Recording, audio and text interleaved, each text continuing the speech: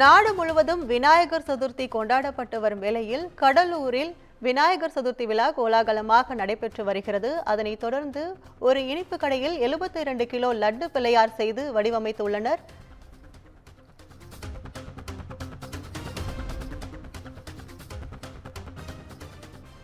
கூடுதல் விவரங்களை செய்தியாளர் விவேக் வழங்க கேட்கலாம். வணக்கம் விவேக், கூடுதல் விவரங்கள்.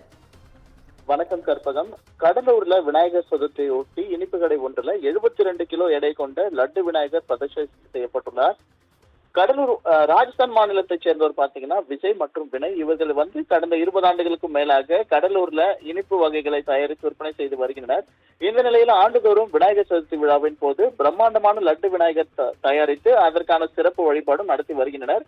அதன்படி இந்த ஆண்டு விநாயகர் சதுர்த்தி தினமான இன்று 72 கிலோல லட்டு விநாயகரை தயாரித்து தங்கள் கடையில பிரதிஷ்டை செய்தனர்.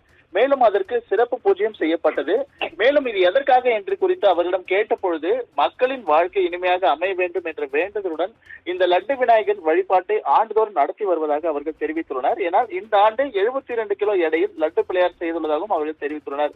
மேலும் பாத்தீங்கன்னா 15 பேர் கொண்ட குழுவினர் 3 நாட்களாக இது உருவாக்கியதாகவும் 30 கிலோ கடலை மாவு, அதே போல 35 கிலோ சர்க்கரை, 20 கிலோ நெய், 3 கிலோ திராட்சை, முந்திரி உள்ளிட்ட பயன்படுத்தி இந்த லட்டு செய்யப்பட்டதாகவும் அவர்கள் தெரிவித்துள்ளனர். மேலும் 3 நாட்களுக்கு பிறகு லட்டு விநாயகர் பொதுமக்களுக்கு பிரசாதமாக வழங்கப்படும் என்ற தகவலும் அவர்கள் தெரிவித்துள்ளனர். ஏனால் 5 கிலோவில் ஆரம்பிக்கப்பட்ட இந்த பிரம்மாண்டமான செய்யக்கூடிய லட்டு விநாயகர் சதுர்த்தியொட்டி இந்த ஆண்டு 72 கிலோ செய்யப்பட்டுள்ளதாகவும் கடை உரிமையாளர் தெரிவித்தனர். இது பொதுமக்கள் அப்பகுதியில் ஆச்சரியமாக பார்த்து செல்கின்றனர். கற்பகம், உங்கள் விவரங்களுக்கு நன்றி விவேக்.